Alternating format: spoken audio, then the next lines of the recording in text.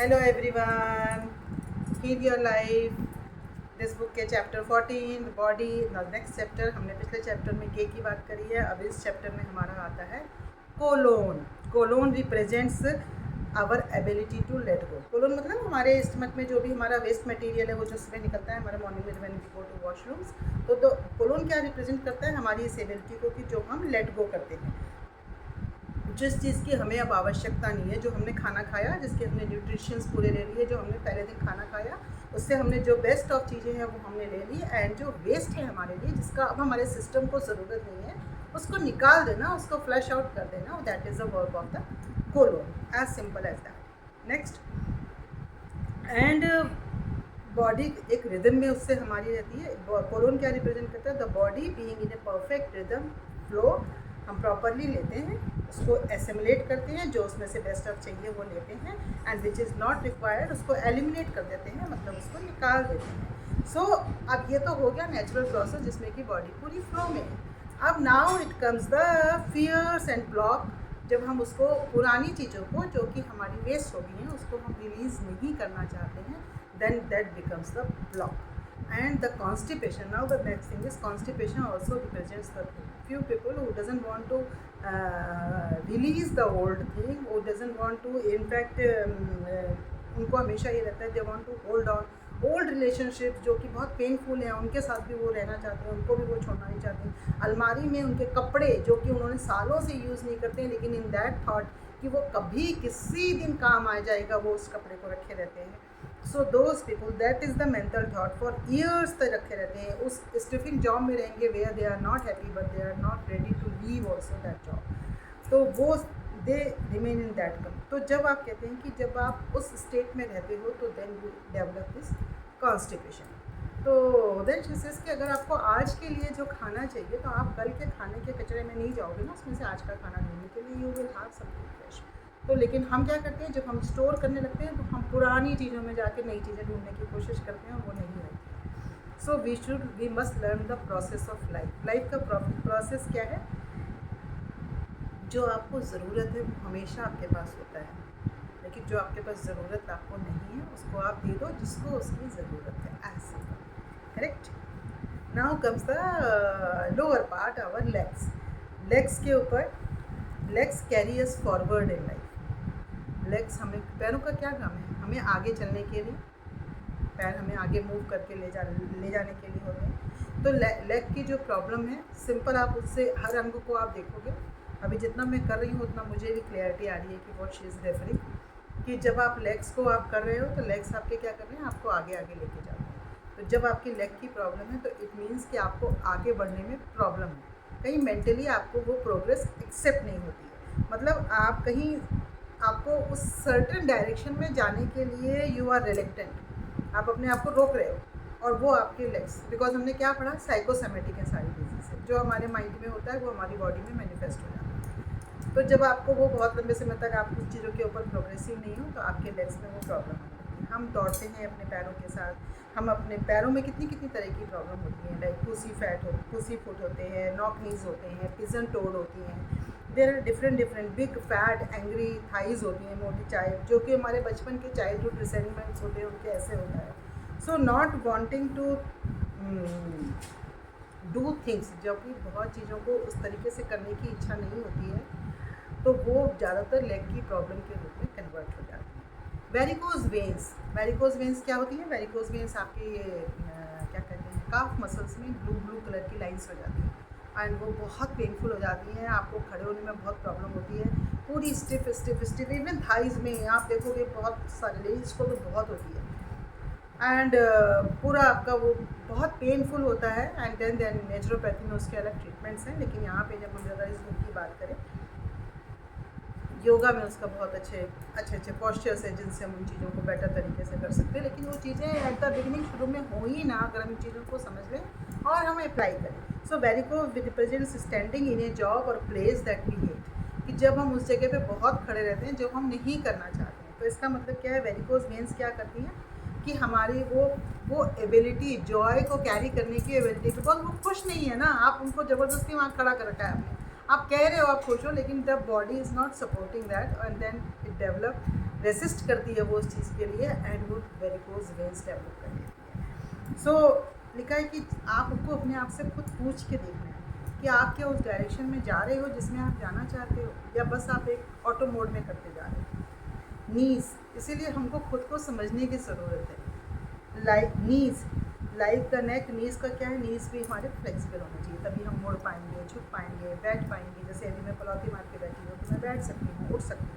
तो नीज हमारे, अगर नीज नहीं होंगे तो हमें ऊपर ही बैठना पड़ेगा। जैसे हमारी बैक है, नीज है, नेक है, ये सब हमारे कैसे जॉइंट्स हैं हमारे, जो हमारी फ्लेक्सिबिलिटी को बढ़ाते हैं या कम करते हैं। तो हमारा बेंडिंग, नीज तो हमारा करता है एक्सप्रेस कि हमारी bending with pride, ego and stubborn. हम कितने ईगोइस्टिक हैं।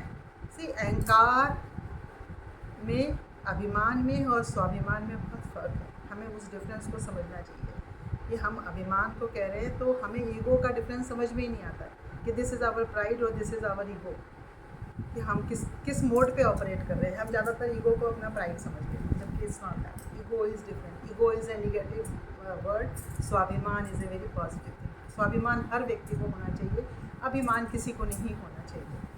ठीक है, योग में हम ऐसे ही बताते हैं। ठीक है, तो अब इसके बाद में ईगो एंड स्टबर्ननेस। स्टबर्न मतलब जिद्दी प्रवृत्ति, हमारी चीज़ों को स्वीकार ना करने की क्षमता, ये हमारी नी को जाम कर देती है। हम अगर झुकने के लिए, मतलब हम माइंड से इनफ्लेक्सिबल हैं तो हम बॉडी में इनफ्लेक्सिबल हो जाते हैं। हम माइंड से स्टिफ हैं तो बॉडी में स्टिफ हो जाते हैं। मतलब हमारी माइंड में स्वीकार करने की क्षमता कम है, बॉडी में स्वीकार करने की क्षमता कम हो जाती है। मस्तिष्क से हम झुकने को तैयार नहीं है, मन से झुकने को तैयार नहीं है, तो शरीर से भी झुकने को तैयार नहीं है। शरीर हमारा उस चीज़ को रेसिस्ट करता है। ऐसे समझ आएगा आपको? ठीक है। Now the next thing is, if you have any knee problem, so आपको अपने आप से पूछना है। उसके लिए आपको अपने साथ टाइम लगाना पड़ेगा। आप जस्ट बैठो, आपको नीज की प्रॉब्लम है और आपको सच में क्योर करना है, तो आप बैठो कि कौन से आपकी लाइफ के एरियाज़ हैं जहाँ आप झुकने को तैयार नहीं हो, कहाँ आप स्टबर्न हो, कहाँ आप जिद्दी हो रहे हो, कहाँ आप भटक रहे हो। तो आप अपने उन एरियाज़ को फिगर आउट करो एंड उन एरियाज़ में जब आपने फिगर आउट करें, note down on the paper and stubbornness, अपने कहाँ पे आप जिद्दी हो रहे हो। खुद से देखो, अपने लिए इम्प्रूवमेंट के लिए एक्सरसाइज तो आपको करनी पड़ेगी। You have to do that. आप उसको बैठो, लिखो एंड देन लेट गो। फिर उसके ऊपर काम करो कि ओके, मैं इसको छोड़ के देखती हूँ ना। किसी को मत बताओ ना, अपने आप से करो, उसमें क्या है।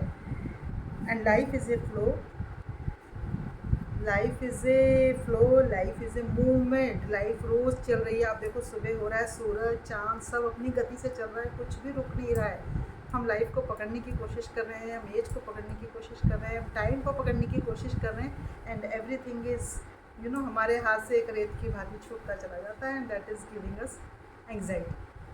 तो अगर क्योंकि हम उस छूटने को एक्सेप्ट नहीं कर रहे हैं और क्योंकि जो मोमेंट हमारे पास है प्रेजेंट, उसको हम इंजॉय नहीं कर रहे हैं और हम करने की कोशिश कर रहे हैं और हम उस पास्ट में जिनकी पहले अच्छा था, आज भी अच्छा है माय डियर फ्रेंड्स, आज भी बहुत अच्छा है, क्योंकि ये आज ही आपका कल बन जाएगा कल को। अगर आप आज को नहीं जियोगे तो आप हमेशा आज दुखी रहोगे, तो कल हमेशा दुखी रहेगा, भविष्य भी दुखी होगा, क्योंकि आप अच्छा सोच ही नहीं रहे। तो इसीलिए इन चीज़ों को अच्छे से देखो, आप करने की देखो प्रैक्टिस तो करनी पड़ेगी। अगर आपको अपनी लाइफ में चेंजेस चाहिए तो आपको इन चीज़ों में वर्क तो करना ही पड़ेगा।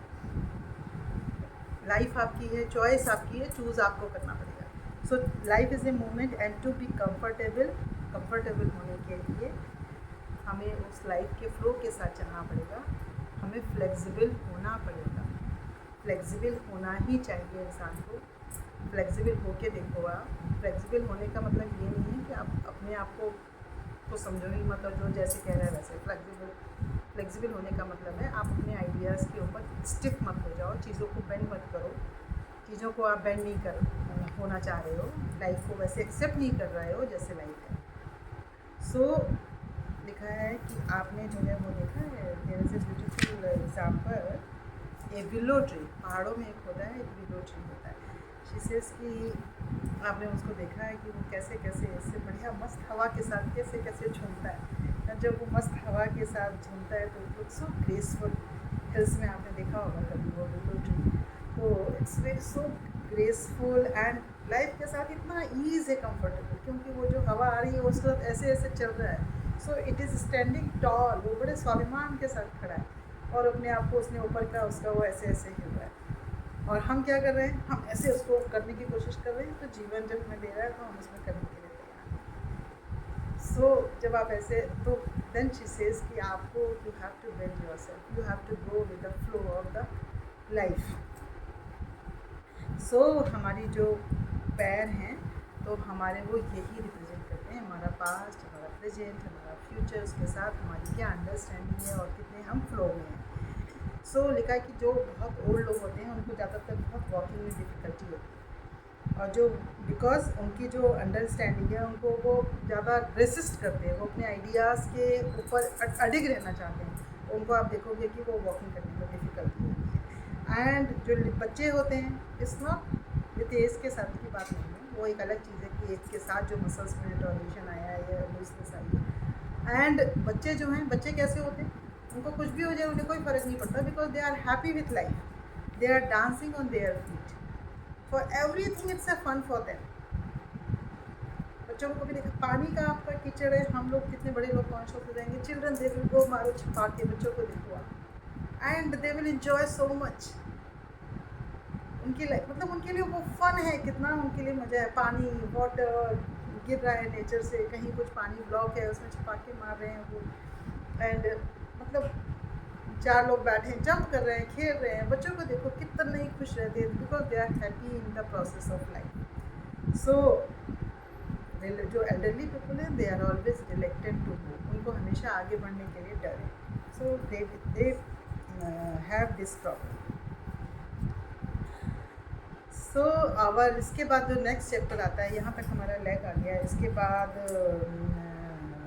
अर्थराइटिस के ऊपर भी है, एंड कि arthritis is a disease which comes from a constant pattern of criticism. चलिए मैं ये वाला टॉपिक कवर कर देती हूँ इस लेसन में, बिकॉज अर्थराइटिस बहुत कॉमन है हमारे लिए, जो जॉइंट की फ्लेक्सिबिलिटी के साथ। अर्थराइटिस होता है जो लोग बहुत क्रिटिकल होते हैं, criticism for self and criticism for others, so that develops into the problem disease of arthritis. Arthritis people often attract a lot of criticism because it is their pattern to criticize. क्योंकि वो दूसरों को criticise करते रहते हैं, तो इसलिए उनका पैटर्न है क्रिटिसाइज़ करने का, इसलिए वो खुद के लिए भी बहुत क्रिटिसिज्म जब आप दूसरों को क्रिटिसाइज़ करोगे तो वही आप अपनी लाइफ में अट्रैक्ट करोगे, एंड दैट्स उनकी लाइफ में वही अर्थराइटिस के रूप में डेवलप हो जाता है। एंड उनको एक और प्रॉब्लम होती है जिनको अर्थराइटिस होता है, दे have this problem of perfectionist, being a perfectionist. उनको हर काम परफेक्ट करना है, उनको किसी और का कुछ किया पसंद ही नहीं आता। दे जस्ट वॉन्ट हर चीज़, उनको ये चीज़ ऐसे ही तरीके से होनी चाहिए, everything they want in a certain way, and हर समय परफेक्ट होने की जो उनकी मेंटेलिटी है, the need to be perfect all the time in every situation, वो उनकी इस प्रॉब्लम को क्रिएट करती है। एंड देन शी सेज कि इस प्लेनेट पे आपको पता है who is perfect, no one is perfect, only the almighty is perfect. So अगर हम we have to be super person for this, कि हमें जो है हम बिल्कुल परफेक्ट हैं, और वो परफेक्शनिज्म कभी भी नहीं आता, बिकॉज हम सोचते हैं कि हम परफेक्शनिस्ट कर रहे हैं, पर we can never be perfect, nobody can be perfect. तो अगर वो चीज़ हमारी जो है बॉडी में जो है, फिर वो जब आपको किसी और का किया पसंद ही नहीं आ रहा है तो आपको मन में गुस्सा आता है, फिर आपको एंग्री आता है, फिर आपके मन में रिसेंटमेंट आता है, बहुत सारे इमोशंस नेगेटिव डेवलप होते हैं, and then it creates the arthritis in the body. ठीक है, तो एंड आज के लिए बस इतना ही। थैंक यू सो मच, कल फिर मिलते हैं। अभी इस लेसन में और भी चीज़ें बहुत बची हैं important. Thank you so much, bye bye.